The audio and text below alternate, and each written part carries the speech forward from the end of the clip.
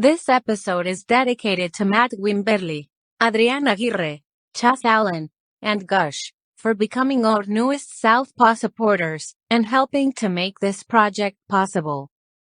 The Southpaw podcast and project is supported entirely by listeners like you. If you want to support the work that we do, please leave us a 5-star review wherever you listen. Share these episodes, follow us on social media. If you're a new listener, make sure to click subscribe. And if you really want to support this project, then become a paid monthly subscriber on patreon.com/southpawpod.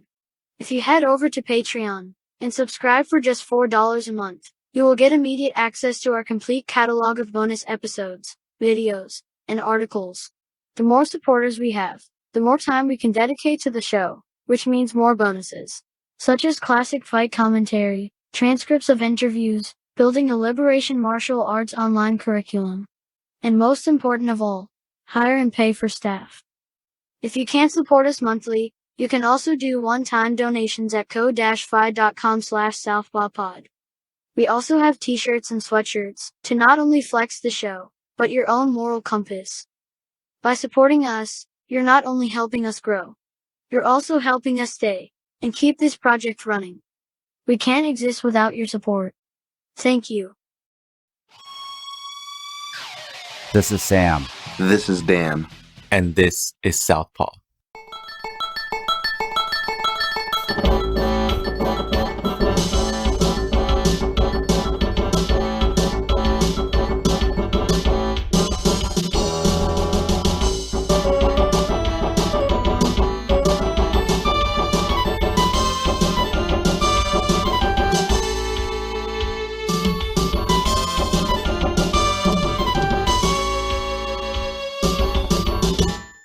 This conversation between Sam and Dan has been broken up into 2 parts. The first part, which you are listening to now, is Dan Tom's Guide to MMA Analysis. Part 2 gives you a primer on MMA gambling. It also covers how general MMA analysis differs from MMA analysis when there's money on the line. Sam and Dan also discuss the chances for fight fixing in MMA, since gambling is now so accessible. It's available now on Patreon. Today on Southpaw, we have combat sports writer, analyst, and gambling expert, Dan Tom. Hi, Dan. Hey, what's going on, Sam? It's been rough, I think, for both of us, right? Yeah, man. It's not been easiest for the hashtag AAPI or Asians in general, but was really pleased to get your invite, man. Really like what you guys do here on the Southpaw Pod, and glad to be here, man. So I plan for this episode to be more of a perennial episode for people to listen for years to come. And I'm calling this episode Dan Tom's Guide to MMA Analysis and Gambling. So let's start at the top. How did you become an MMA writer and analyst? Basically, by accident. I was told to do writing through a lot of people, from like college professors or like a lot of people, meaningful people, but I never really took it seriously. And I always did martial arts since I was a kid, all different types. And I always got roped into like a teaching a lot of the times, and found that often I was a better teacher than I was a competitor, which you'll find that sometimes your favorite competitors or fighters, they're not, doesn't necessarily mean they're the best teachers, right? And I think that's something that you realize as you go. And I was a bit slow to realize that. And after, being pushed into that role by enough of, enough, coaches, Neil Melanson was one that really wanted me to, would have me do his general classes and, like the more basic classes to start, even though I was probably only like at, blue belt level at the time, to be honest. But I really liked it. And if anybody credits my writing and stuff for analysis, I credit it to teaching, because for me, it's just kind of explaining things, or, how I would try to explain or, describe something, in a lesson, or as far as how a move works. And there's a lot less of that, because a lot of my analysis is predictive analysis, hence the gambling, which you were too kind on that intro. But yeah, I still competed nonetheless. And to finish this long-winded answer and how I came about, the other part to this job was that I was training for my second amateur fight and received probably one of many concussions over the years, right? But we weren't educated, especially in the 90s coming up, about that kind of stuff. And it was a really bad one. And it got me off the mats. I could barely drive. I lost a corporate job that I had at the time. But thankfully, one of my coaches, rest in peace, Robert Follis, he also kind of saw those similar things in me. And it's like, dude, you're going to go nuts. Why don't you at least break down martial arts, on the side? You do a really good job. I've seen you done written stuff for Extreme Couture's website before. And, he's seen me on the mats or teaching and working with people. And so I said, yeah, I'll give it a shot. A friend of mine helped with a website on my 30th birthday. And next thing you know, good thing I started this side project because I lost my corporate gig from the really bad concussion symptoms, which is why I wear these sweet glasses. If anybody sees me with my big old hipster glasses, they do have a purpose. I went most of my life without glasses. Now I'm getting like prescription updates every year. Thanks to being hit in the head, folks. Try to avoid it if you can. But the story obviously parlayed into a positive because it brought me to your question here in this side of the cage, if you will. Then how did you get hooked up with MMA Junkie? I had a long relationship with Goes and George, from when they were Tag Radio before they were kind of bought by or, absorbed by MMA Junkie, which was like pretty much John Morgan and Dan Stepp at the time. And then, of course, the USA Today deal came about a decade ago or over a decade ago, I should say now. And they were doing their thing. It was always kind of my homepage. Like I would set instead of Google, like it is now, it was like MMA Junkie back in the day, like 2008, 2009, just in my strictly fan days. And they would actually invite me on, they interviewed me before my first amateur fight. I would call in and, oddly enough, I would give predictions, and it was my analysis that made me stuck out and got me kind of acceptance by the hardcore callers in the show. Got me invited on to co-host the show. And, you fast forward later, I started with MMA Latest over in the UK. Then I got picked up by Flow Combat shortly over here in Texas, United States. And then got over, once I had a body of work and already had this relationship, it took about a year behind the scenes, as the things often do, but I was eventually brought on board over to MMA Junkie. So it was kind of a cool little full roundabout story if you can, you consider where I guess I started as far as my fandom to actually have a byline there. It's still kind of crazy to me, to be honest, but. Yeah, it's kind of unusual compared to how other people got in because you went from podcast guest to MMA writer analyst, and now you're a podcaster yourself. Yeah, and I'm coming full circle there too, because I feel like I like being a guest a lot more than hosting my own show. But yeah, the talking opportunity certainly helped. It was a natural thing I've always kind of liked, So maybe it's whether it's like the background in like doing acting or just growing up listening to Howard Stern and stuff like that. Obviously wasn't a hard thing, but how I chose to get in initially was hard because it was not just written analysis, but. And I try to shorten my stuff up now, especially, that's how bigger sites like it, let's just say, right? But like, if you go look at my older work, like I'll keep writing if you don't tell me to stop. I'm like, maybe it's the part Japanese in me, but I'm like those Japanese World War II soldiers who it's like, it's 82 and they're still like, are we still going? I'm here. So like, I'll take things a little too literally sometimes, but yeah. You know what? It's less saturated, all the good shows when I was in a hardcore band, a punk rock hardcore band, all the good bands, all the good shows were in Cali. We would go to California and do weekend trips. And we'd be like, oh, Vegas sucks, man. It's all 21 and older. They just want they don't want the straight edge bands because they can't sell alcohol. We had to travel. But then we're like, you know what? Let's embrace this. We're in not as saturated of a scene. And therefore we can stick out and be that Vegas band that gets booked other places. And we really sucked, but we outshot our coverage because of that mentality. You come up and so that was kind of my approach with attacking the scene was like, okay, I'm going to lose a lot of people. Most people won't even step into that door, but there's not a lot of long form. And at the time, and now there's so much good analysis. There's so many more experienced people in the media space. But at the time, there's a real lack of martial arts voice in the media space. So that was my deal. So you were also involved with acting and music? Yeah, I know. It feels like another freaking life ago. But yeah, I did I always loved, movies and stuff growing up. My sister did theater and I would do theater, and the same teachers kind of following her up in school. Did it a bit in college, got some paid acting gigs, was even with, under this guy, Gerald Gordon. Adrian Brody's probably was more popular, like student names, but like the dude's been around since like the 70s. He's probably dead now. Rest in peace, Gerald.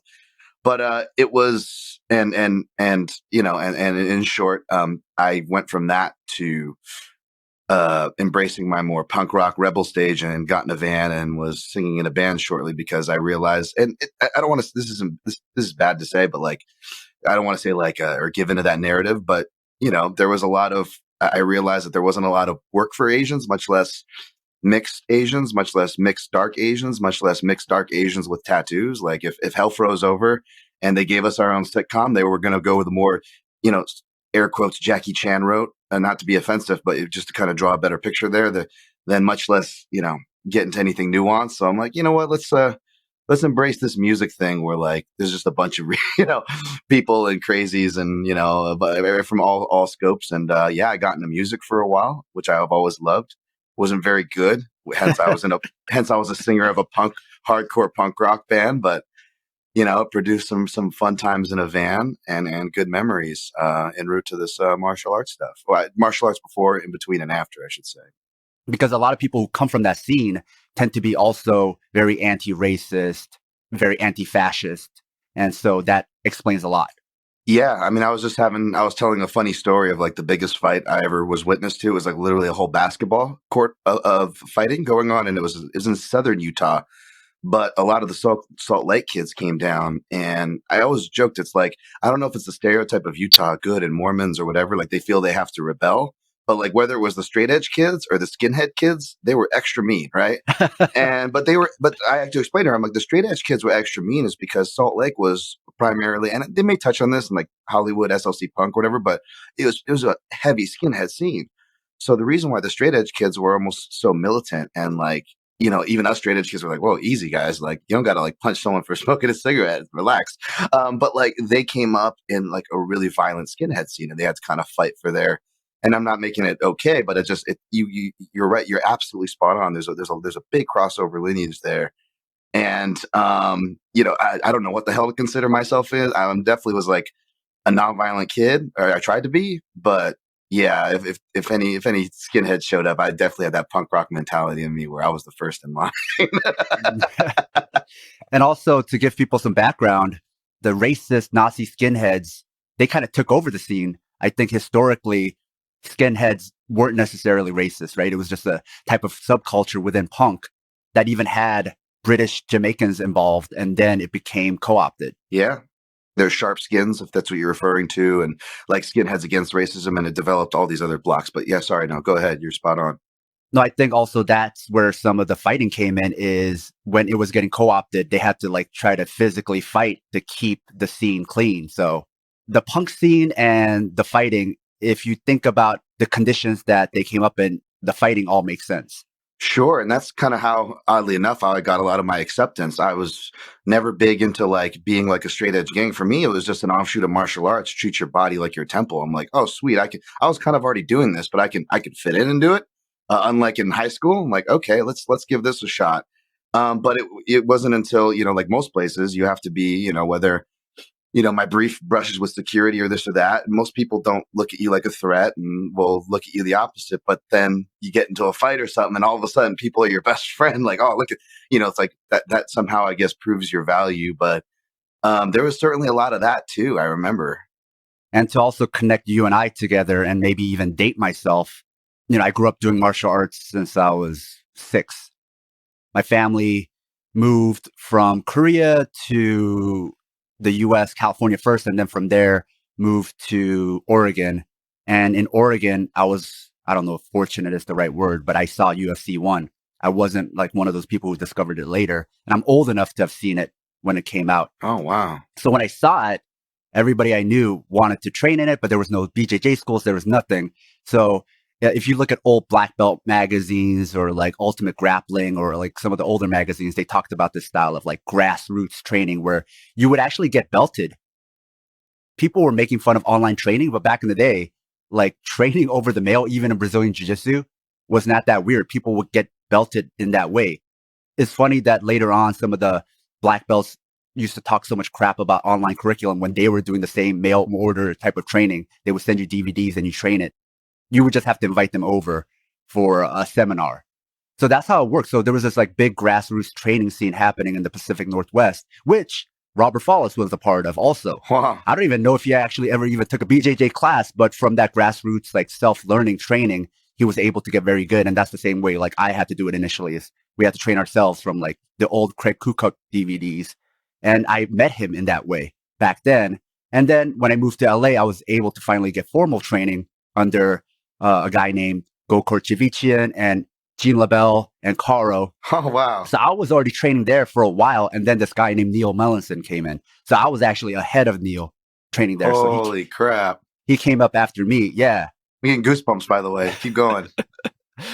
So, and it's funny, it's because like Gene LaBelle and Gokor never used the term catch. Like they didn't feel comfortable with that because they wanted to create a system that encompassed everything. So they just called it grappling. And it would be a lot of like unsanctioned fights happening. And like, that's how they kind of got a sense like, oh, should we now make you pro? Because they had connections to the UFC. So basically, it was a very dangerous training environment. And if they invited you to do some weekend special training, then it wasn't even training. You might be just thrown into an unsanctioned fight and you didn't even know. So that's the kind of wild training that I came up in with Neil for a while. And then I think he went blind. And then, yeah, he, even when I met him, was a lot more inquisitive than everybody else, even myself. So he was learning at a faster clip. Even though we were all ahead of him, he was learning faster than all of us. And then when later on I heard that he was a coach, it didn't really surprise me. So there's our connection, and there's dating myself where I was starting in MMA. Wow. Way back then. So you're like my older brother for sure in more ways than one. Look at that. That's awesome. I'm getting goosebumps over here, and that's spot on, man. Even you're right. They didn't want to use the term catch, and there was very generalist in their terms for a reason, despite arguably having, some specifics to their style, being real first on that leg lock game, early, I mean, even for me, and I'm later than you, right? But I felt like, we had an early edge understanding the leg lock game, cranking it out from years 2008 to 2011. Whereas, since 2011, it's just erupted. People started finally accepting it more in the more mainstreams. But yeah, man, that's awesome. And you're totally right. Neil told me a lot of stories where he would show up and get his ankle broken and nose broken, and he was in a fight and he just didn't even realize why. And during that time, it was especially bad because ambulance was there every week. I've seen so many spiral fractures. Oh. It was a different time back then. But in Vegas, wasn't even like Daniel Bryan like training there too?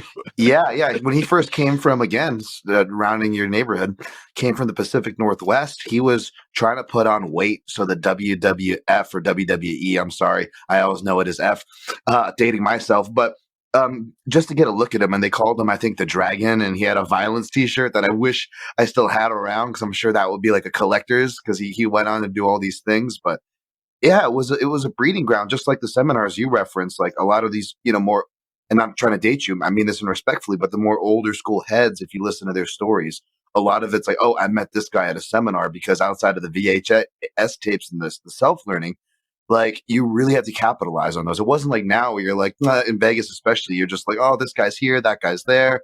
Oh, it's okay. I'll catch him on the next time around. Like, what?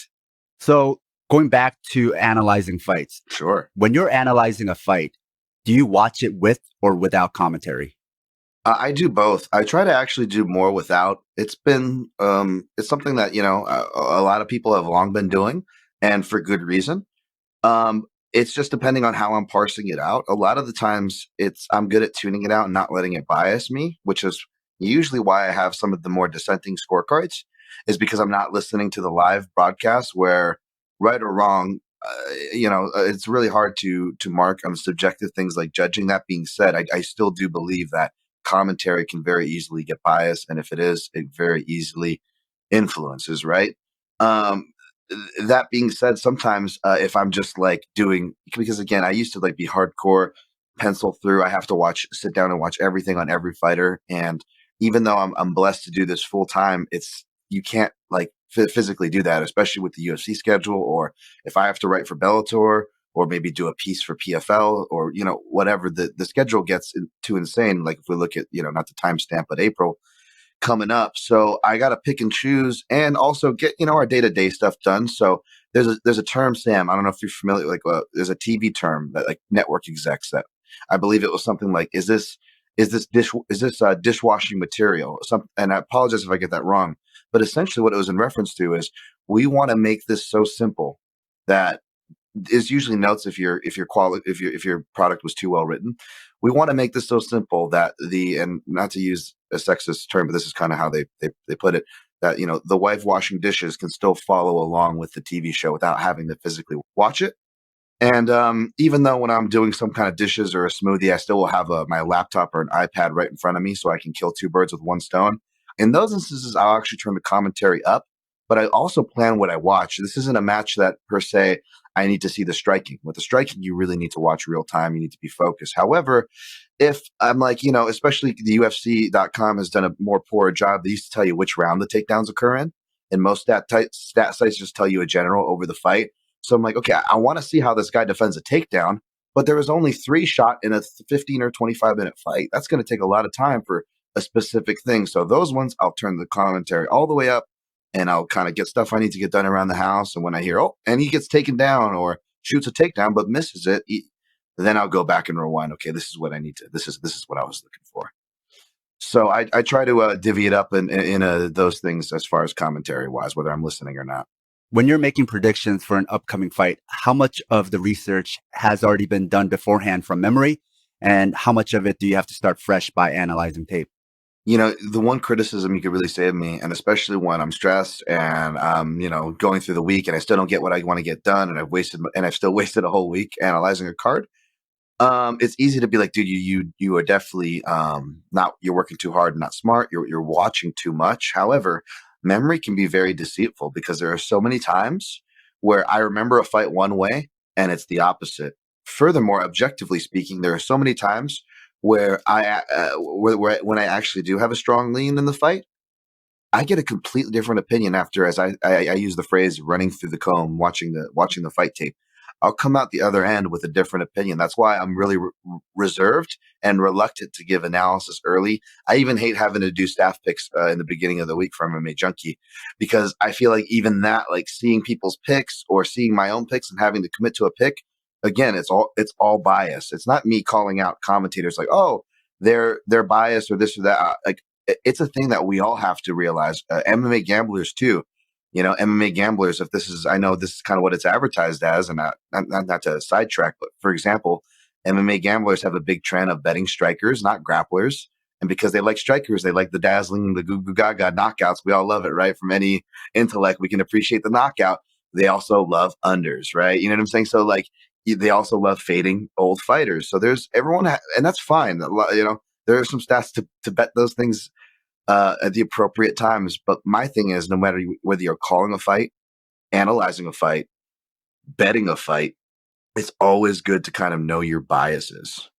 How much weight do you give to comparing two fighters' records versus looking at how their styles match up?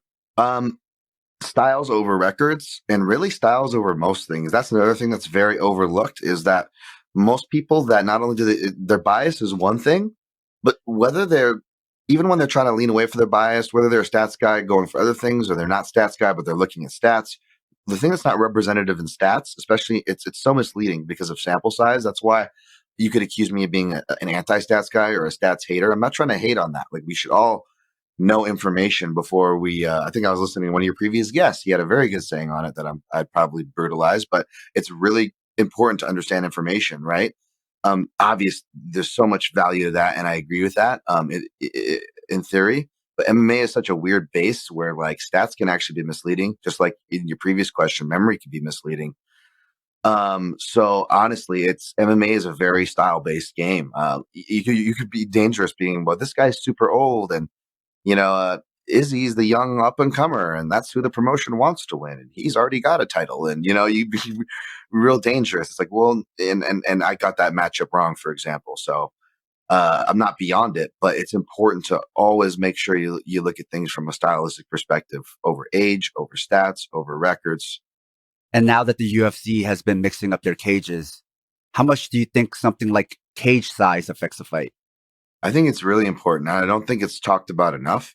I would like to see some updated stats on it. I know that it was about I always get confused if it's like 25 percentile up in finish rate and 25 percentile difference in overall radius of real estate, or in the 45 percentile. I know one of the numbers is closer to 25 and one is closer to 45, but essentially is you're working with less real estate, hence you're getting higher finishing rates. And stylistic perspectives, I think it's really important too as well. For example, a guy like Charles Oliveira, I think does very well. A pressure-based fighter, a grappler. Grapplers and or pressure-based fighters alone, I think, benefit in a smaller cage. There's less to pressure, more forced collisions, hence more opportunities for grappling. Even if you're not as great of a wrestler, your chances are increased by numerical value. So if you look at a guy who's maybe pressure-based and a grappler, those are going to be fighters that are very, I think, if you're looking for intangible edges for what you're referencing to, that's kind of the basic. Again, every matchup is different, but that's kind of the basic rule of thumb if I were to give one. And you said style above all else. So when you look at the tail of the tape in your research after style, how do you rank things from, let's say, their stance, their reach, their age? What's your priority? Well, there's been a long thing. I think just, bigger is better, Oh, this guy's taller. He's this or more muscular, right? Whereas the more skinny guy in Adesanya knocked out Costa. But the more skinnier guy in Adesanya also, you look at like the Neil Magny's of the world. We're seeing that, this thing from like, oh, well, reach, for example, height is also equivalent to reach. That's another reason why it's valued. And there are statistics where if you have 6 inches in length or more, that's when it becomes relevant. That's why I always kind of scoff at people going, hanging their hat on the argument for why they're siding with, fighter X over fighter Y, is because he's got, X amount of reach, especially if it's not even 6. Now, even if it is 6, you have more of an argument, right? However, just like in jiu-jitsu, right? Oh man, it's good to have those long, you can get those triangles, you can get those darces, you can get those weird, there's these arguments in each, and I'm not hating on it, and I'm not taking away, and I'm not calling them false. However, as knowledge and the arms race increases, we're seeing that wrestling is not an end-all be-all because get-up games have gotten better, right? People have learned that, wait, instead of trying to be a guard master in jiu-jitsu, I should work on the MMA meta of getting up. And we're seeing it much more neutralized. And the length advantage, if you're a long and lanky guy, yeah, you still have your length and your reach. But what does it make you more susceptible more than any other fighter? This little thing that's kind of taken over the sport called the calf kick. Because your leg is gonna be out there more by definition, by what do you call physics, or the word I'm looking for. It's there. It's a reality. You cannot argue that fact. And furthermore, something we see with a lot of these taller fighters, like Sean O'Malley, for example, when these taller guys, when they're at lower weight classes, I feel like they fall apart easier. You see weird injuries, right? Sean O'Malley, 135, repeated weird injuries, or Montel Jackson just had a good fight, but he gassed the fight before, just like another tall bantamweight, Andre Ewell does. You go up, one of the first shin breaks at 155. Who was it? Corey Hill, tall, lanky guy, right? And then when those things, they get less sporadic, but yes, they do happen as you move up in weight. And who's it going to happen to when it moves up in weight? Tall, lanky guys. Hello, Anderson Silva. So I would argue that as the sport grows, especially with leg kicks and people, realizing how powerful they are, I say it's becoming more of a double-edged sword. Then what about something like stance, like how an orthodox fighter, because most of them are orthodox, how they deal with southpaws or how southpaws deal with other southpaws, and also switch stance fighters? How do you rank all that? That is a big deal. Before, it was basically breaking down orthodoxes versus southpaws because switch stance was not a very, taken thing, which always kind of, perplexed me a bit, Granted, I came from more of traditional martial arts as well as a little bit of boxing and grew up watching boxing. So I understood it from that sense. Southpaws were, recommended against. So it was hard enough for me to go to the gym being a southpaw. I had to learn things from both stances, right? So I wanted to switch stances, but that was only because I wanted to fit in. And it was hard to be a southpaw. But as time goes on, you start to see in MMA more than boxing. And someone was asking why this is because there's still a lot more traditional roots in boxing in many ways. One of which is more of, oh, we got a southpaw in the room. Like you're going to hear more of that in the boxing class, much less, especially if you go to an actual boxing gym Whereas MMA, it's much more, switch stance oriented. So Extreme Couture partnered a few years back, more than a few years, probably like 2014-ish, 2015-ish with Wayne Ludwig, and all the guys go and regularly train and get certified under him. So you see a lot of switch stance more coming out of those fighters. Factory X Muay Thai, you got guys like Chris Gutierrez, right?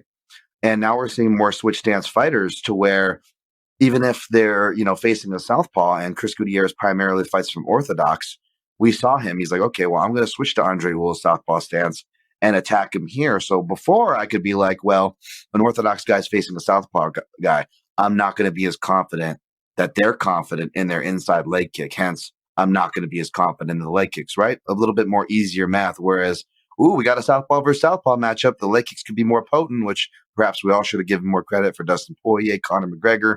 But now in this era where you see all these different gyms, all these different stylists, different weights, switching stances, it becomes much harder to predict the stance game, because I believe the stance game is mainly predicated, or your main point of focus as an analyst or even as a bettor, you should be looking at leg kicks. So now you sprinkle in calf kicks to that equation, and it's a very volatile intangible in fights these days. It seemed for a couple of years, if you were switch stancing, you just had an automatic advantage, right? Like people couldn't figure you out. But nowadays, it seems like we're seeing more and more where switch stancers are getting caught while switching stances. We saw that recently in the past UFC, somebody getting knocked out while switching stances. You see that with Alexander Hernandez, where it seems like everybody has figured out you attack him while he's switching around, right? It seems like MMA has adjusted where that neo footwork, what they used to call it back in the day, isn't what it used to be. Absolutely. And when they were calling it neo footwork, I think it was, a kind of an excuse because we didn't know what the hell was going on.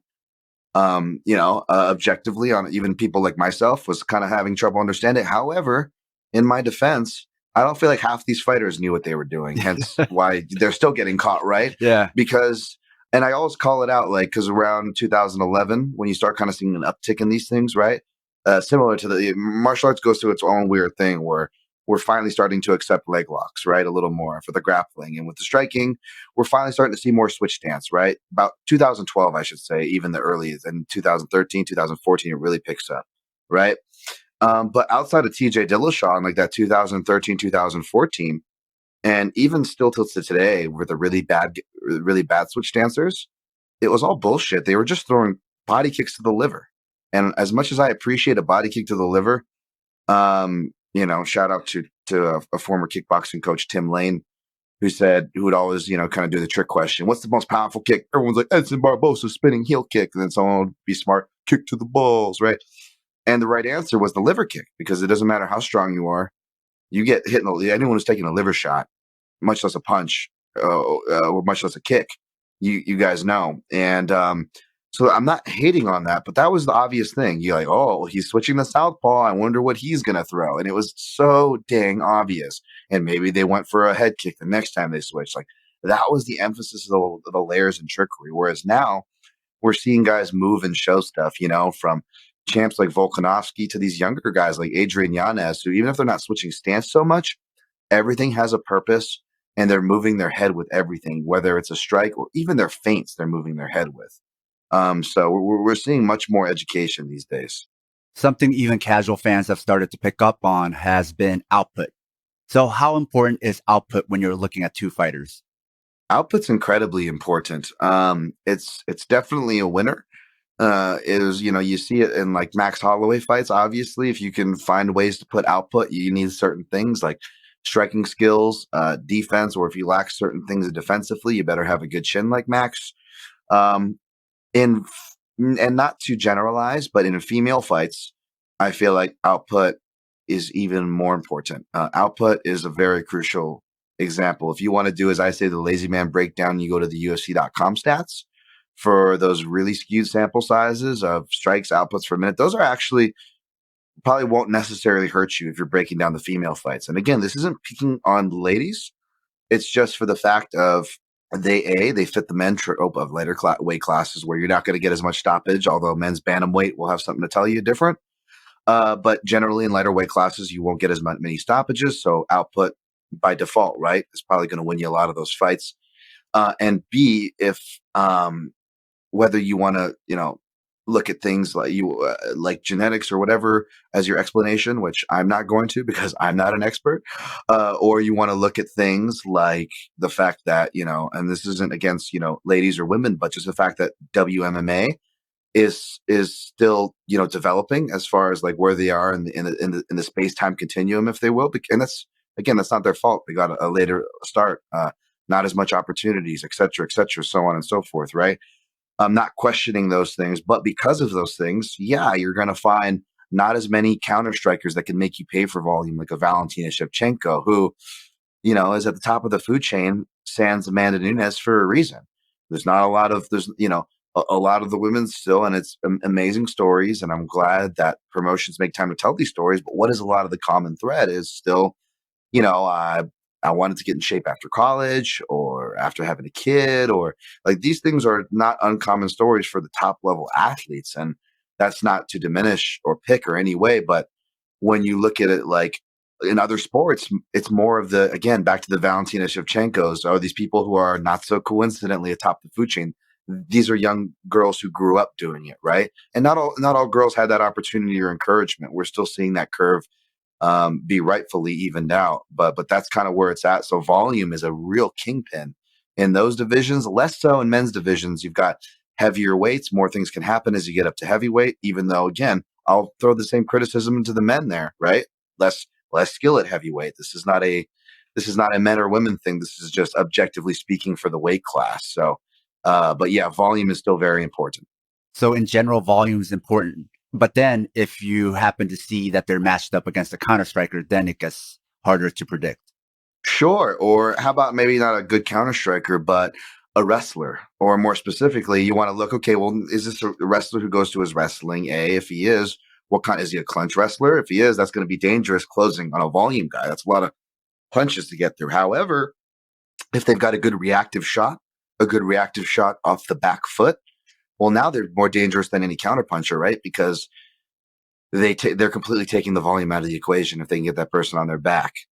So, and like you said, with the stance switching is going to open you up to more counters, and so is volume. So when you're using them in conjunction, again, that's why not everybody can Max Holloway. Max Holloway might make it look easy, especially against certain opponents, but that's so hard to do to keep up both volume, much less stance switching or shifting attacks without being countered.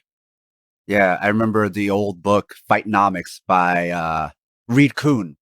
In there, it was like Nick Diaz or the Diaz brothers style was like the best style to bet on because they had such high, what he called pace. But to your point, yeah, they did well unless they met a wrestler. Yeah, exactly.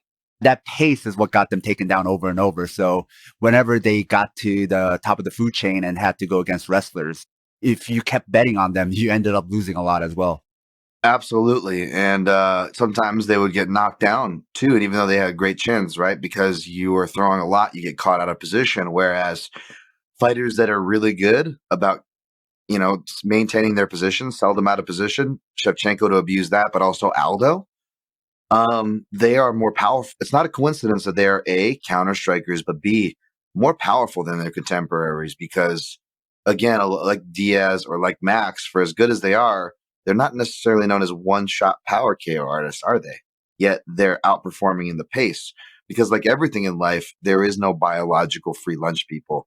Everything you see has a trade-off. For people who want to watch a fight like an analyst, tell us about what you do. I think more toward your earlier line of question, both style, obviously, which reigns supreme, but stance. And I go about that, and I always say a forensic breakdown approach. So one of the things I always wanted to do, believe it or not, was not to be a cop so much, but a detective and really figure out crime scenes and break things like down like that. I always found that very interesting. I wanted to do that even for like FBI. Like I wrote like this like 500-word report when I was like in the 4th grade, unsolicited by the teacher. Like was just obsessed with like wanting to do that stuff. So I'll borrow a term, but it's more of the forensic science as far as breaking down those things. So again, for me, I prioritize by style of fighter. So let's just say we look at two fighters. I'm not even caring about what the odds are. I'm not caring about who's the champ. I'm not caring what the reach is so much. I want to look at these fighter styles. Now, if one of them is a southpaw, this makes it very easy for me because immediately I'm going to look at the orthodox fighter. I'm going to go scan their record and I'm going to look for their fights against southpaws and see how they do.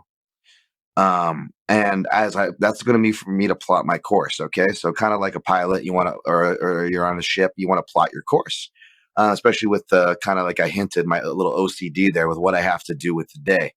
Ideally, you want to watch everything from beginning to the end, because even if it's not relevant, what you're going to learn is you're going to learn how fighters come back from adversities.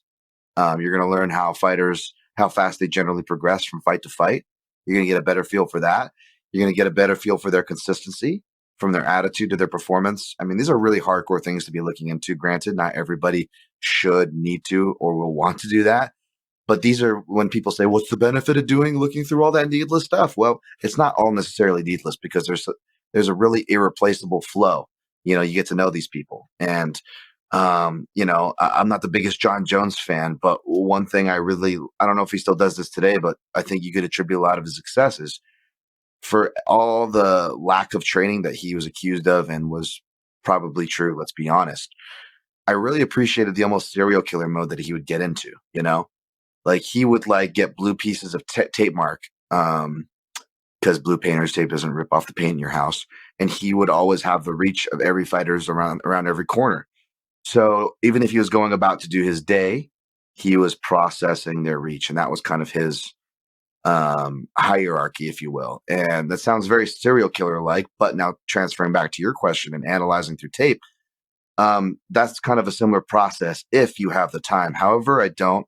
So I'll go back and look at key fights. So if it's a southpaw against southpaws, and obviously I'm going to go in chronological order, right? And see if there's any common threads. Some of them are obvious. The records are going to tell you, wait a minute, this guy always loses when there's a southpaw. This is definitely worth looking into. But as we saw with last weekend's, not to timestamp it, Kevin Holland 6-0 against southpaws, did not matter when he ran into Derek Brunson. He wrestled him, right? So you want to look for those things there. Is he facing a leg kicker? Okay, well, who is the best leg kicking threat Fighter X has faced before this? I'm going to go back and do some forensic duties and see how they deal with kickers in general, right? I'm going to collect that information. Same with wrestlers. Maybe it's orthodox versus orthodox, but one fighter is not just a better wrestler on paper from his credentials, but he clearly uses the wrestling to win his fights. Okay, well, I know who I'm watching first. I'm watching his opponent, and I'm not just watching his opponent. I'm watching every fight his opponent has had, Fighter X has had against a wrestler. So I know what his chances are stack up to Fighter Y. Now, once I do this reconnaissance, this forensic reconnaissance, if you will, I'm so much of a nut that I'll try to avoid the odds, but you can't. So I'll block them off. But what I will do is I'll go back to the odds, or I'll rediscover the odds after I've come through with my analysis, and I'll see, does this match? And that's kind of a good barometer as far as betting value goes. It definitely makes me curious about my picks a lot of the times. If my analysis comes up and I'm on this underdog where I'm like, how the heck did I end up here and everybody's over here? Well, okay, let's trot this out and get smashed by the public for it and hope I'm right. We'll see. It's a volatile sport, but that's kind of my process. I try not to read other people's work. I will read my work to again kind of round back to one of your previous questions. A lot of these fighters I've written up, like Cowboy Cerrone, I've written 20 freaking breakdowns or so at this point. You know what I'm saying? I know him very well, but at the same time, if there is literature out there, I will go back and reread it, because again, I'll forget certain things. Sometimes there'll be cool words that I'm like, why don't I use that in my writing style? And it'll help me there. It'll help me in many ways. That's long answers here, but that's my kind of forensic process, if you will.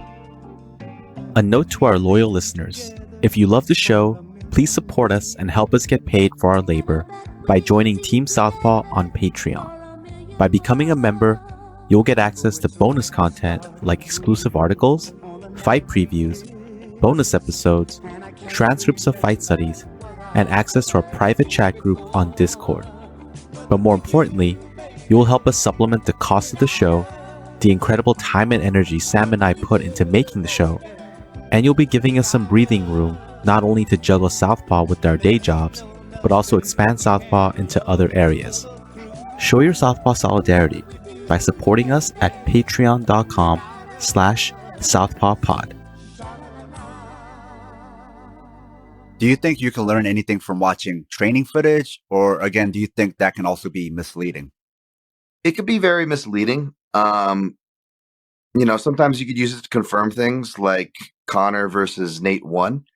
I said the uppercut was going to be something to watch out for. And that seemed really weird because it was a last minute tallest opponent, right? You're like, what? Uppercut, tall opponent? How does that work? And if you look, Connor hit him with a decent amount, but mainly to prove my point through a lot of uppercuts because that shot becomes more open on a same stance matchup. And we would see Connor kind of celebrate that. Granted, against shorter reach fighters like the Marcus Brimiches of the world. And in that buildup, I'm not much for a pad watcher, but I was watching what he was doing with Owen Roddy, and there was a ton of uppercuts in there. So in that case, my own analysis from what told me to little stuff that I honestly I don't look much at pad work, to be honest. Fight week, that was just an example where I did because it was a confirmation bias, if you will, to what we saw in the fight. Now, obviously, the result of the fight, he lost, but we're talking about as far as the analysis and if things like pad work matter, right? In other instances, I remember looking at, I'll go to fighters' Instagrams as part of my study just to see what they're doing, who they're training with. You don't always have to post your diet. It's super annoying, but I really love when fighters do it because if you're an outsider, I want to know that if it tells me a lot if you're checking off the boxes of your diet. However, sometimes you'll be on guys like Mike Perry's Instagram and you'll stumble across him just looking god awful on a heavy bag. And you're like, wait a minute, that's like your thing, buddy. And sure enough, he gets outstruck by Mickey Gall right after this. So, sometimes things are, that stuff can be very telling. I'm definitely not going to write it off. Do I openly look for it? Do I put a lot of weight into it? No, it's in fight. You can train with whoever you want. You can look great on the pads, but it's in fight. And some of my favorite fighters, I'm a big Mike Pyle fan, right? But what was Mike Pyle's criticism or the stereotype is that he would put it on these fighters like Matt Brown when Matt Brown rolled in Extreme Couture after Tough. But Matt Brown was the dude that iced his winning streak on Fox real fast, on game night. So you got to be careful about that. The one thing you can learn from social media, or the best thing you can learn from social media, is who they're training with, because sometimes you look at Wikipedia or something and it's outdated and you have to confirm with Instagram to see what team were they with or who are they training with now, and you can see who they're training with. So with that said, then, does knowing who they train with, or if they switch training camps or are temporarily training with a certain team or a certain coach, does that affect your analysis at all? Like, let's say fighter A went to Sanford or fighter B went to Factory X. I'm glad you mentioned Sanford because, yeah, I do weigh it, and I should weigh it a lot more heavier if I'm being honest, because, again, to reference a match, Kevin Holland and Derek Brunson, I'm usually always like on the veteran guy. The grappler is my bias, and this was one of the weird ones where I was on the side of the more hyped guy, the younger guy, the fighter whose main path was a knockout. I'm usually betting against those guys and picking against those guys. Derek Brunson recently refined his style to where he was fighting much more smarter after going to Sanford MMA. And furthermore, because I have to put, this information and put it out correctly, because you'll hear from everybody on social media when it's not, I can't go off of, Sherdog and Tapology, which, like you said, they're always not up to date, even those sites. So I have to do my due diligence through these methods. And I saw that Derek Brunson not only training at Sanford again, but training with the last person to beat Kevin Holland, who also is a grappler, and Brandon Allen. And I'm like, wow, that's probably, we probably shouldn't have been surprised that Derek Brunson came out and wrestled for 5 rounds, right? So it's, to your point, yeah, it is very important to see who they're training with. But to that note, one time I can say where it's often overcorrected and where you should be careful about overcorrecting it is when it is the fighter's first camp where they're making these changes. Even if it does end up being a long-term positive choice that reaps dividends, those dividends aren't often seen in that first fight, whether it is a fail or a perfect fit or everything in between. A common thread when you look at each individual case is that first fight out of that camp, it's always an adjusting period, as I call it. It's an adjusting period, So a lot of times, even if you like the fighter and then you like their move even more, I will still often, that'll scare me away from the bet, even if I still pick them, because it's more of a wait and see spot. I want to wait and see. And those are good wait and see spots when a fighter is fighting for their first time with a new team. Have you found that you need to have actually trained to be a good predictor of fight outcomes, or have you seen people who have never trained be excellent predictors?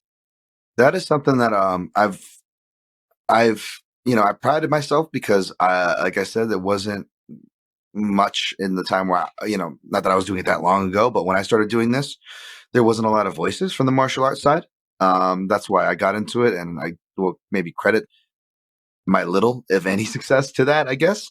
However, I never had the attitude that it made me better than anybody. I never had the attitude, to not just with that, with anything. Like if you tell me what you want to do, it could sound crazy. I'm going to be the guy be like, that's awesome, man. Even, as long as it's not hurting anybody, of course, right? Like I'm probably going to support you. So I've never been a hater in that sense. However, I do felt like it gave me, a crazy amount of value for obvious reasons, a crazy amount of respect and empathy that is very much probably the most thing lacking with the betting analysis side, because there's a lot of, it's like that learned behavior, right? It's that psychology, like, oh, you got to, that's why I love hip hop, but I never was a fan of the 50 Cents. Or, I love boxing. I love even defensive boxing, but I didn't like Floyd's attitude, granted, because I also saw it in person as a Las Vegas local and security guard. At least Dana White can say that he was probably the best tipper at every job I had, whereas Floyd was always the worst tipper and even didn't take care of his own bodyguards, which I would talk to them firsthand. Neither here nor there, but it's because it was just this attitude that it put out, and you would see it mimicked. And it's this whole, I got success. And you see, and I'm bringing that up not to pick on these people, but it actually relates a lot to the MMA gambling kind of attitude. And I feel like maybe people in that space would do more to train, but to selfishly help their own analysis, if anything. But I think a byproduct is you would get some empathy, I feel like I already have a lot just from my upbringing. With a lot of things and experiences with with bullying, for example, that I think that makes one of the, not that I'm saying everybody should go get bullied, but one of the positive byproducts is it makes me very empathetic, and you could certainly throw that the criticism toward journalism or other analysts too. And I agree, there are benefits that a lot of them would get. However, even though I never had the attitude that you need martial arts, I've always believed that there's plenty of good people that can break it down. I've seen so many more that have very limited experience. Maybe they've taken some classes or whatever, but man, they do such a better job than me, depending on what the subject is, depending on what the medium is, writing or other things. Not that I think I'm great or anything, but just to put, for example, someone who's done, in the media space, who has martial arts experience, just for example, saying this, that, yeah, man, I see a lot of people that work that you can learn from. I have learned from. And that deserves respect, and it comes from a respectful place. So long answer, but I'm not a person who, I'm prideful of my experience, but I don't believe that it's end all be all.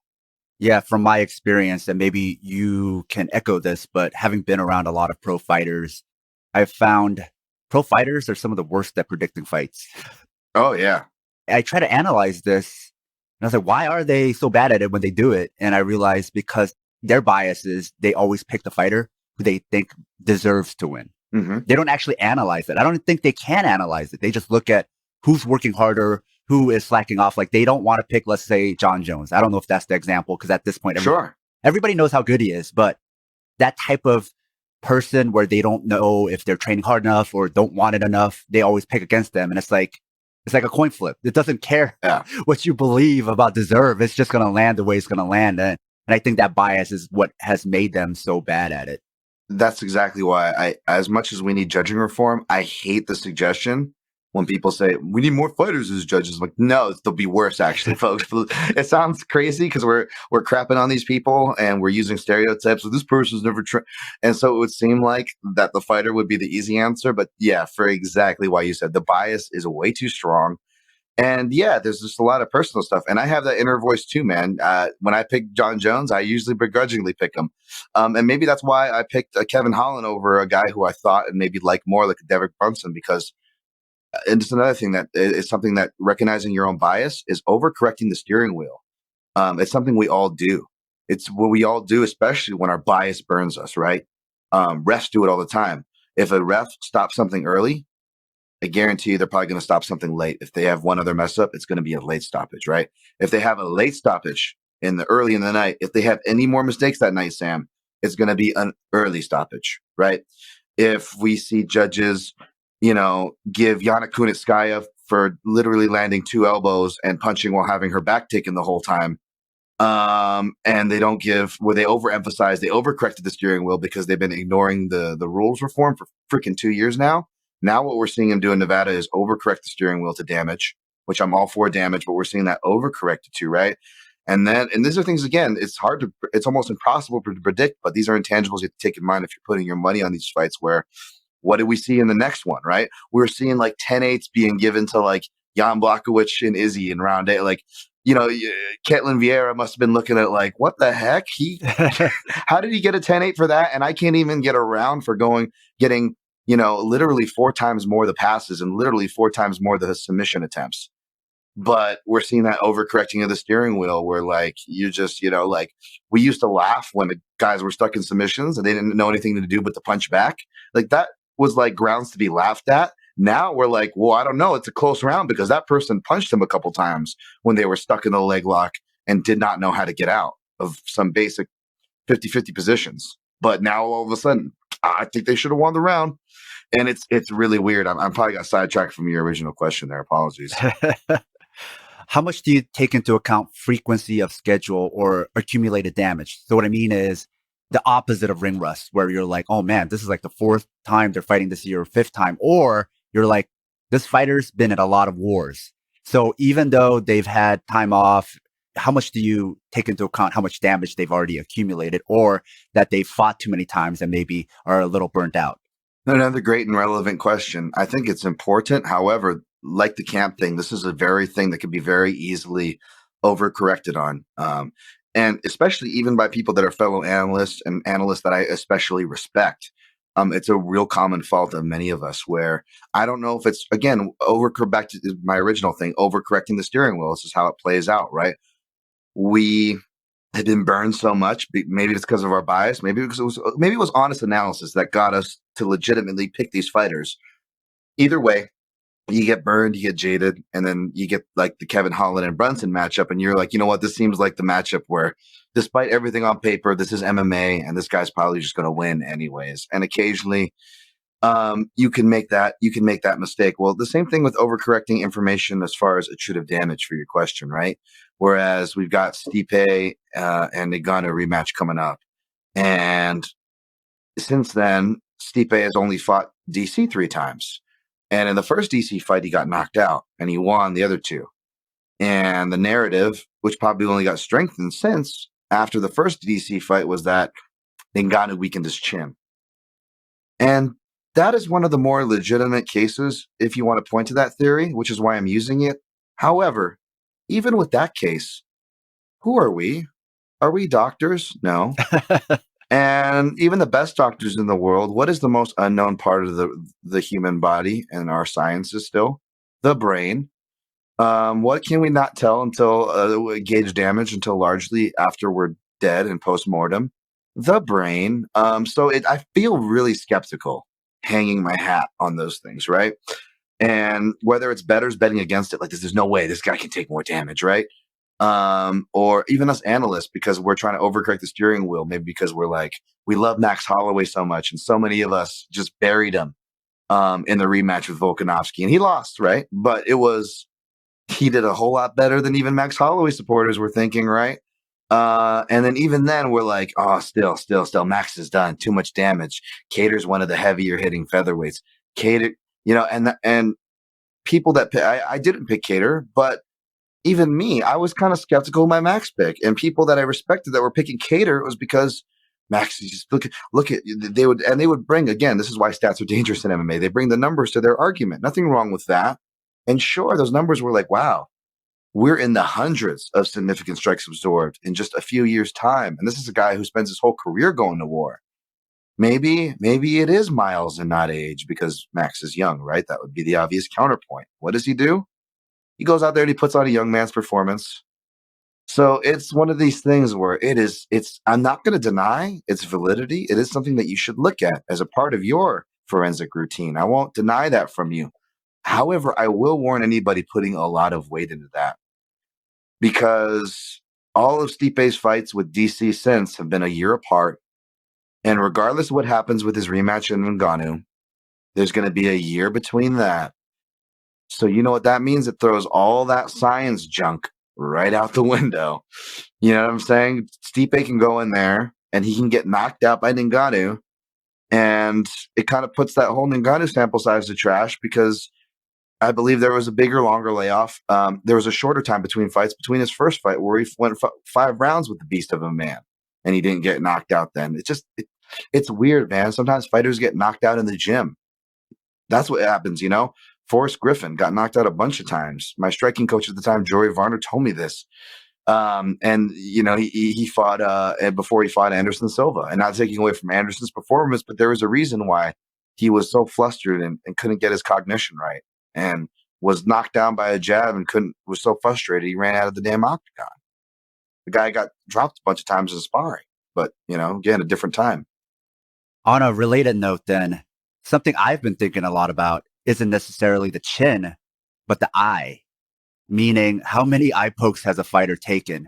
I think about that because there was a fighter, I don't want to name names because they're still fighting, but I got inside information that the dude can barely see. And somehow they're passing the test and fighting in the UFC.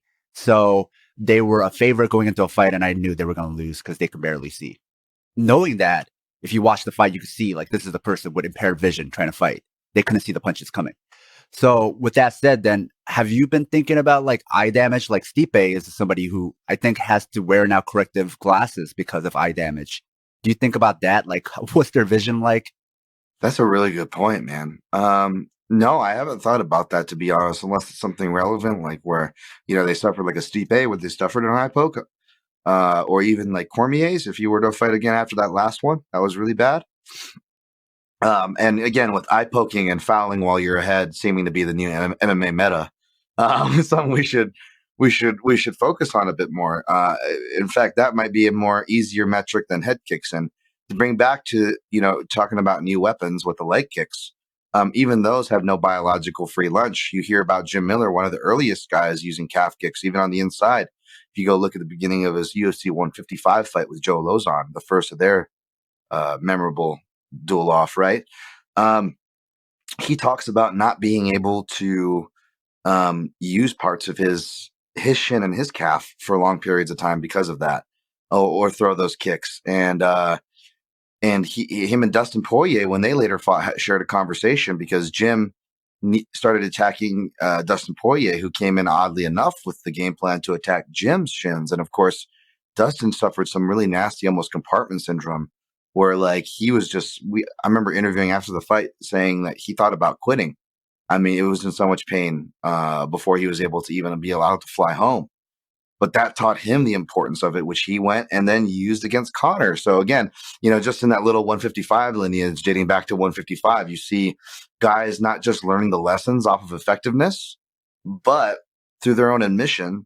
And if you look at their fights, it's true. They threw it a lot. There's pockets of fights after those fights where they didn't throw those kicks very, very often at all. Poirier included.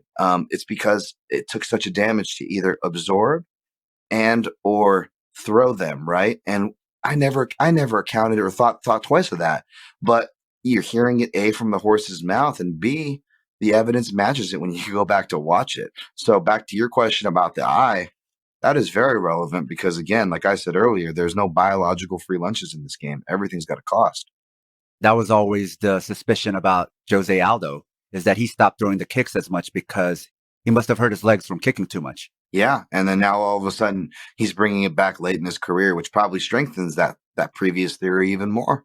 but he doesn't kick it nearly as hard as he used to. Do you notice that it's more like this karate tap now? Yeah, because he's going a lot of lead leg too, I think.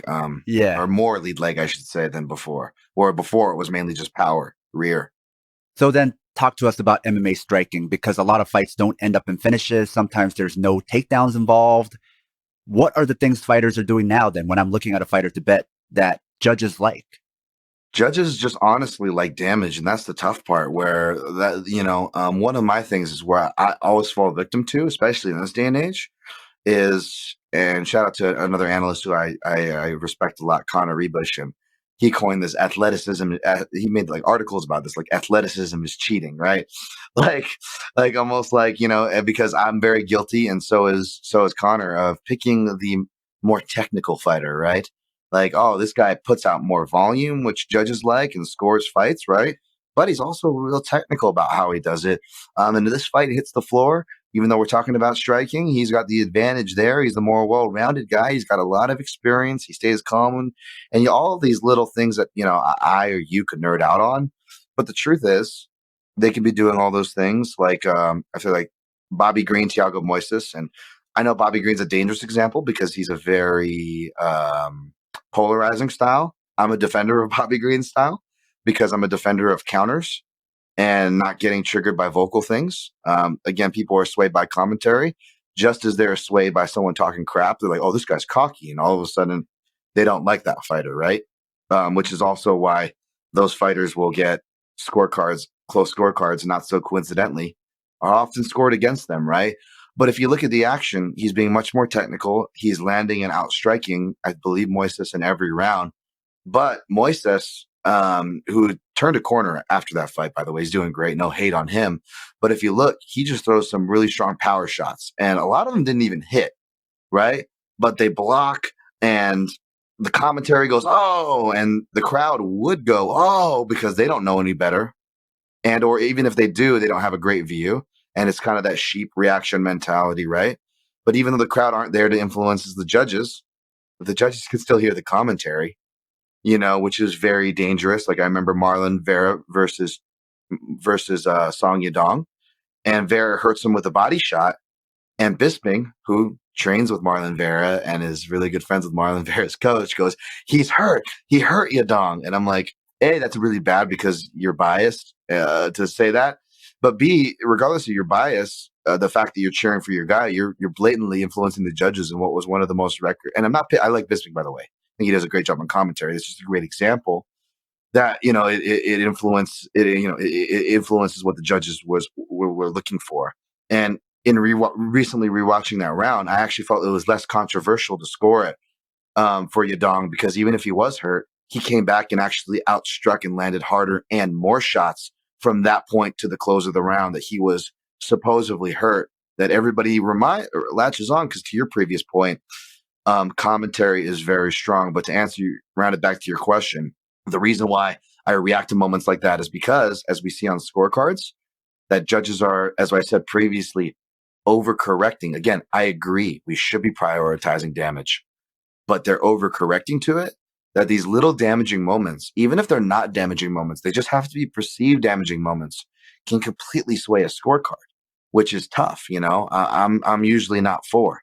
Like for example, round 4, Yoel Romero versus Robert Whitaker 2. Robert Whitaker comes back from a hellacious round 3, but Yoel Romero throws literally 4 or 5 strikes that whole round. Robert Whitaker outworks him the whole round, but at the very end of the round, Romero rocks Whitaker. He doesn't drop him, but he rocks him.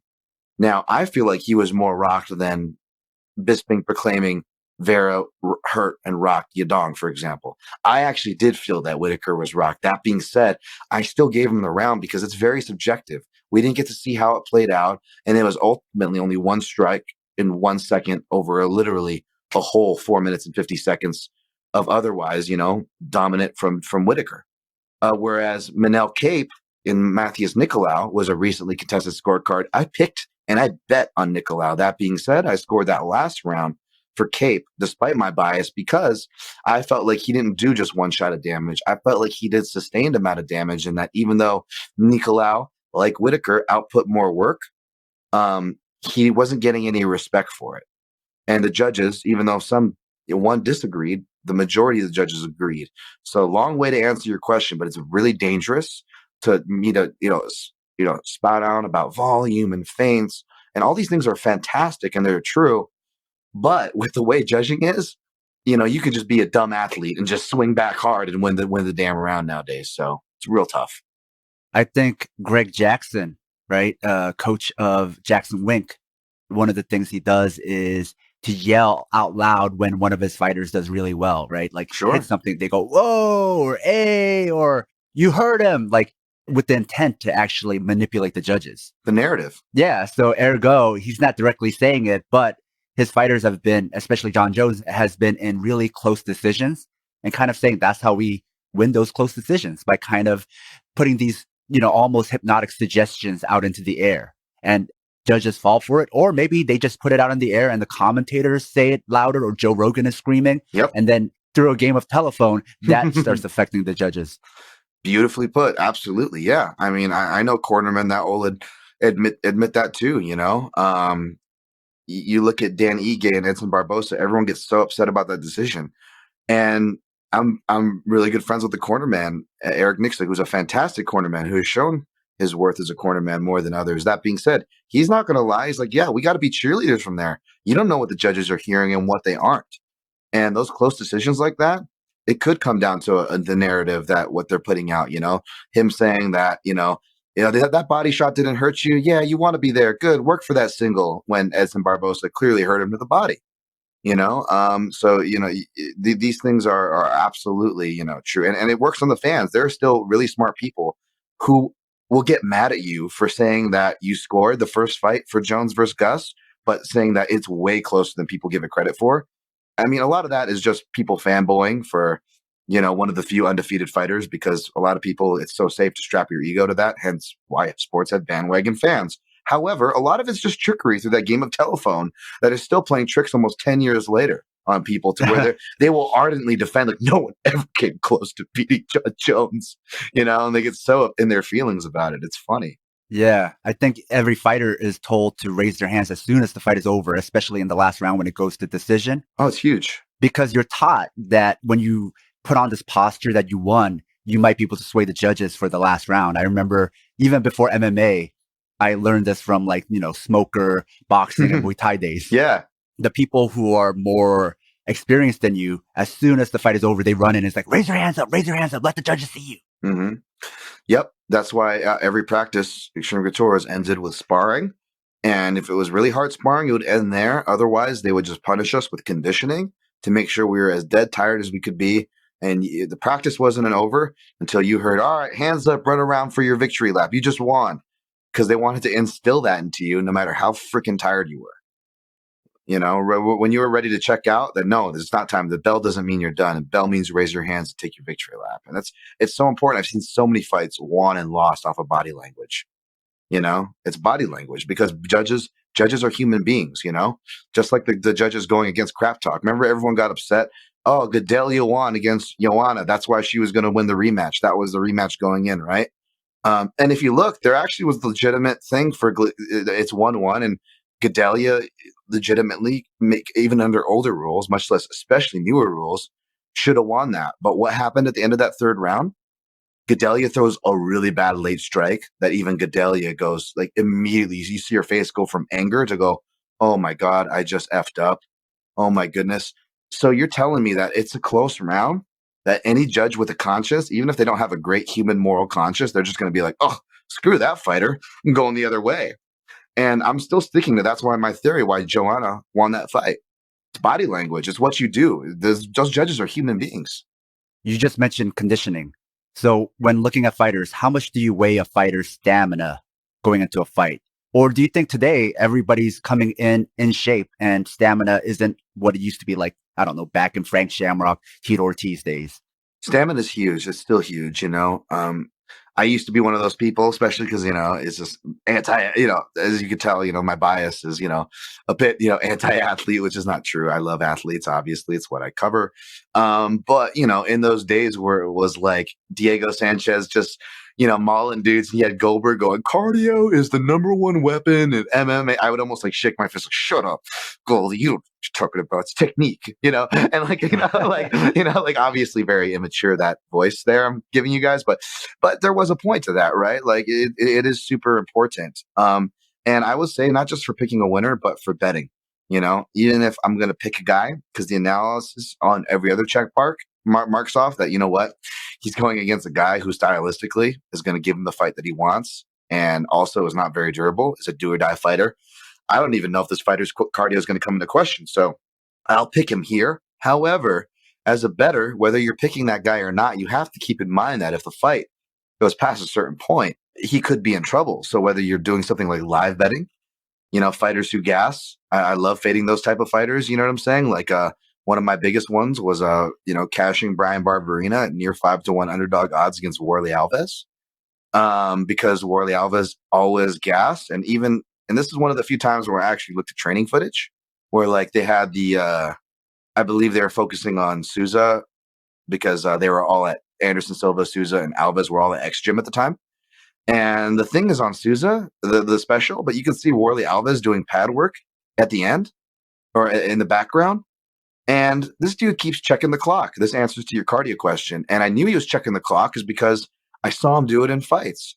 And to borrow a line from Dave Chappelle, if a fighter is a habitual clock checker, kind of like a habitual line stepper, if they're a habitual clock checker, I will be looking to fade them to the cows come home, because it's a professional MMA fight. And if you are more worried about the clock than the fighter in front of you, that says something about you mentally.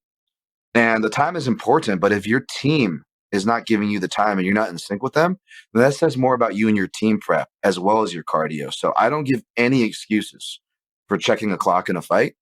It's definitely a form of weakness as a bettor, as an analyzer, doing scouting work for sure. So in a pad session, when you have no adrenaline and you're near the fight and you're in shape, and I'm seeing Warley Alves checking the clock to see when his pad session is going to be done. I'm like, this guy doesn't even have enough will to get through his pad session. And Warley Alves actually has turned a recent corner. He's been doing great, and I'm very happy for him. From accounts, he seems like I don't know about his politics, but he seems like a nice guy to interview. I'm not trying to anti-character this guy. I'm just saying, speaking critically as an analyst, like when I see that's real important to me. So as a bettor, you can bet live against those people, or if you don't bet live, but as a bettor, even if you are picking or betting the other guy to win, but maybe you want to hedge or you just want to snipe your props. I love playing third round props, and I play it in those matchups where you have the more dad bod grinding guy who's not getting a lot of credit like a Barberena versus the more athletic guy, explosive, right? What do we say? Bettors and general public, what do they love? They love the striker, the hype guy, the young guy. He's got muscles. That means everything, right? I will fade the crap out of that every time for the most part. And if I do, usually you'll get a big giant plus number for a round 3 prop. So you can either be like, okay, I'm going to pick and bet this guy to win, or bet him by KO. You're getting plus money there. However, if he doesn't get it, he's going to be in trouble because he's going to have emptied his tank out by the 3rd round. And that's where those 3rd round props come to life. That's where cardio plays in for my analysis. Seems like cardio also plays in for decisions, in that if you're dead tired, but you're able to still outland on the other guy, but just because your body language looks so bad, I've seen from both commentators and the judges to score it the other way because you look so bad. Absolutely. I don't know if this is a gold standard fight by any means, but it was definitely a popular one with that narrative, which was, and I didn't necessarily disagree with the scorecards, but it was Jacare Souza versus Kelvin Gastelum, where you could argue that Souza was landing more power shots. But he was so gassed by round 2 on that he looked so visibly gassed that I wasn't sure he was getting credit for anything. Whereas Benson Henderson, where you can say that he's got the long hair trope where the strikes look like they land more. However, his body language and his ability to no-sell things, like that's why Benson Henderson had so many close decisions and came out of ones on top that he maybe shouldn't have. So yeah, body language, super, super important. So then we've talked a lot about output and how output itself can be misleading then. And I think because of fight stats, people are looking more at output. Then can output itself be a weakness? Because I'm thinking of people like Angela Hill in a 5-round fight, or Anthony Smith against Glover Teixeira, where their pace was just like too high in the first 2 rounds or first round, and then they really start to slow down later on. So do you ever think, man, this fighter, their output is actually too high? It can be. And it's funny you mentioned the Krause one. With the Smith and Teixeira, that was early in the pandemic. And Anthony Smith travels between 3 places, Nebraska, Factory X, and Krause's gym. So I don't want to put that one completely on Krause. However, if you notice, Krause was calling things like an action, like almost like he was playing a video game, right? The controller. Yeah. And he actually kind of overloaded his fighter a bit. And something I put together is that wasn't uncommon. Now, you could definitely criticize Krause for overdoing it for sure. However, that general theme is common. That's why he did it, right? Because his fighters put on a pace. And when you hear about them, like Julian Marquez or these fighters, they go, you know, when Krause accepts you in the gym, he really puts you through it. You know, despite him still being an active fighter, it sounds like he embraces that teacher role more than anybody else. And I know I'm preaching to the choir here when I tell you that obviously that can be very dangerous from an ego standpoint, right? A master standpoint, you know what I'm saying? However, I would argue that he seems like, from what I'm piecing together from the outside, he uses the positives from that in the sense of whether it's that coach or master, that attaboy, I want to please my coach thing. He gets that respect, which, say what you will, is it's hard to get, especially if you're an active fighter. Obviously, if you're a fighter, you're going to get that respect, but you've got your own career to focus on, right? But B, he uses that to kind of preach like a lifestyle of showing up on time, eating right, making sure you're getting your road work in. And regardless of his meanings, morals, or what values those stand for, I could care less. What I put it together from, a critical, analytical standpoint is that I think you need to have your fighters in tip-top shape condition. And I think he understands he needs a full commitment. Not everybody's a super athlete, but if you're an athlete and a fighter and you're athletic enough and a fighter enough to be in the UFC and under his regime or watch, that is kind of their meta, is the pace meta from that camp. If you look at their fighters, that's what they're trying to do to you in a bunch of different ways. You got weird Tim Elliott style. You've got Krause's own way that he does it.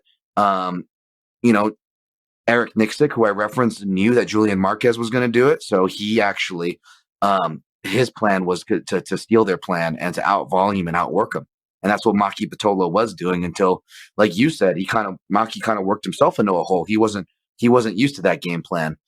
But to Maki and Eric's credit, they actually got credit from James without prior, because they're friendly camps. And so afterwards they're able to come together, and James was like, you MFer, you tried to use my game plan against me, didn't you?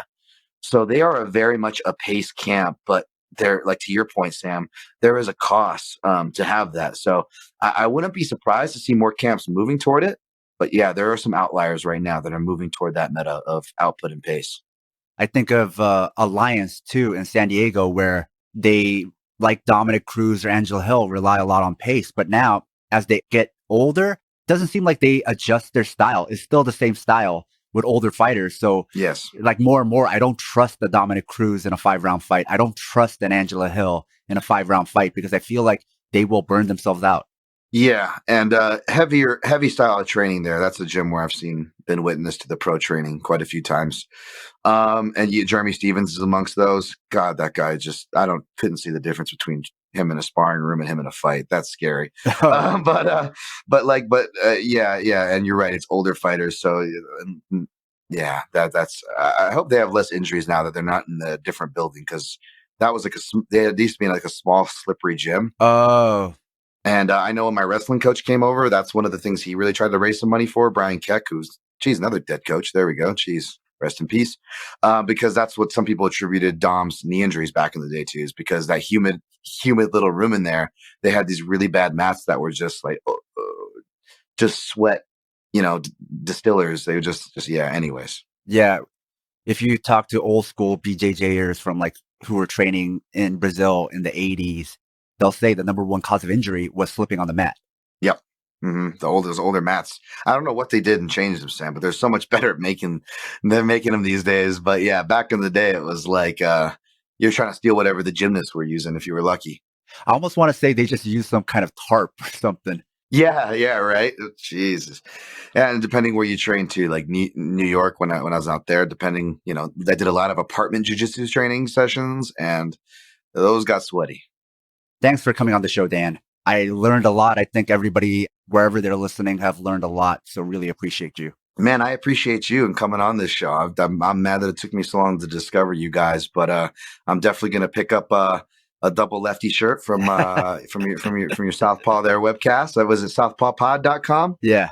I was checking that out. So I'm going to definitely support the ship and appreciate you having me on your little pirate ship here. Where can people find you?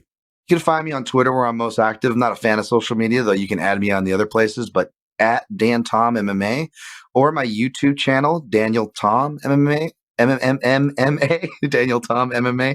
I could use a subscribe there if I could possibly get it out. But I post all that stuff from the YouTube to my content from Junkie, all in the Twitter space. That's where you can get at me, at Dan Tom MMA. You can find Sam's conversation with Dan Tom about MMA gambling and the possibility of fight fixing in the UFC now on Patreon. Until next time, goodbye. Southpaw. Hitting with the left. Southpaw. Sam. Paul. Southpaw. Southpaw.